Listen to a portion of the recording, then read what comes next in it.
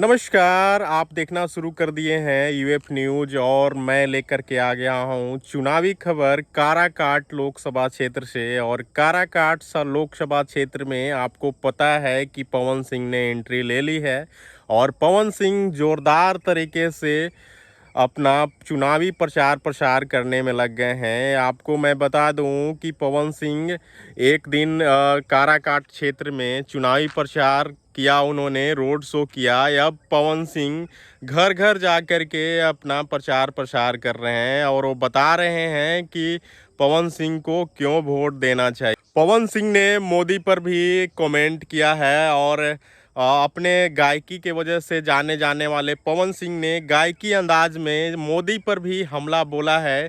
आप देख सकते हैं कि पवन सिंह ने क्या कुछ कहा है।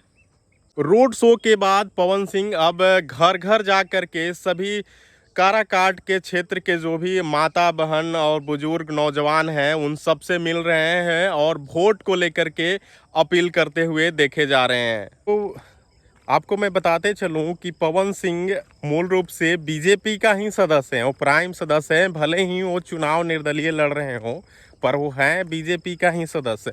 2017 में नित्यानंद राय और आर.के. सिन्हा, अरुण सिंह के उपस्थिति में उन्होंने बीजेपी ऑफिस दिल्ली में बीजेपी ज्वाइन किया था। पवन सिंह भाजपा ज्वाइन किए थे तो उन्होंने ये कहा था कि मैं एमएलए एमपी बनने भाजपा ज्वाइन करने नहीं आया हूँ।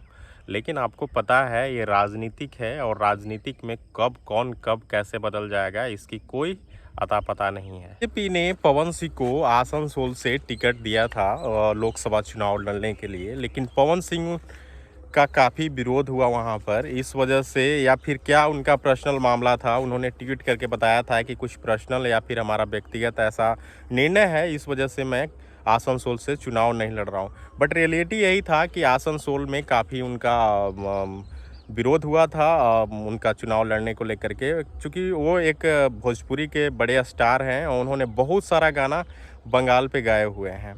अच्छा ये है कि पवन सिंह के पीछे इतना सारा युवा का भीड़ है, तो क्या पवन सिंह यहाँ से चुनाव जीत पाएंगे या नहीं जीत पाएंगे।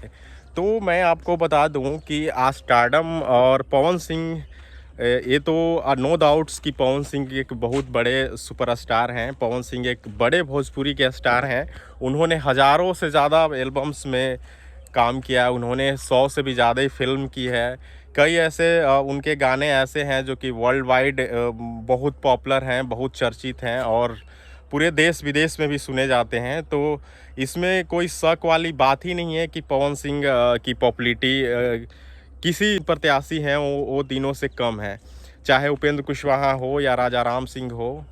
वैसे तो उपेंद्र कुशवाहा केंद्रीय मंत्री भी थे, लेकिन आपकी जानकारी के लिए बता दूं कि पवन सिंह की पॉपुलैरिटी जो है इन तीनों से कम बिल्कुल भी नहीं है। माना ये जा रहा है कि काराकाट का जो लोकसभा चुनाव का जो मुकाबला है वो त्रिकोणीय हो गया है, जो कि एनडीए के प्रत्याशी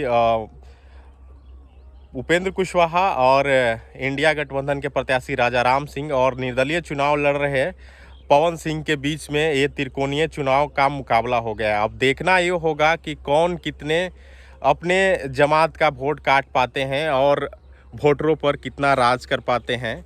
और काफ़ी दिलचस्प हो गया है जब से पवन सिंह ने यहाँ से चुनाव लड़ने की घोषणा की है। और पवन सिंह आजकल देख रहे हैं कि काफ़ी घर घर जा कर के भी वो कैंपेन करना शुरू कर दिया है। तो ये तय हो गया है कि पवन सिंह जो है कि अब पीछे नहीं हटने वाले हैं। ऐसा माना जा रहा था कि जिस प्रकार से मनीष कश्यप ने चुनाव लड़ने की घोषणा की थी और जिस तरीके से प्रचार प्रसार और जिस तरीके से उनके प्रचार प्रसार के पीछे भीड़ जुट रही थी, लेकिन फिर भी बीजेपी ने उन्हें मना करके उन्हें सीट लड़ने से मना कर दिया और वो मान भी गए। और ऐसा लग रहा था कि पवन सिंह को भी बीजेपी मना पाएगी, लेकिन जिस तरीके से पवन सिंह प्रचार प्रसार कर रहे हैं ऐसा लग रहा है कि अब वो मानने वाले नहीं हैं। आप मेरे साथ बने रहिए और काराकाट का जो भी अपडेट आएगा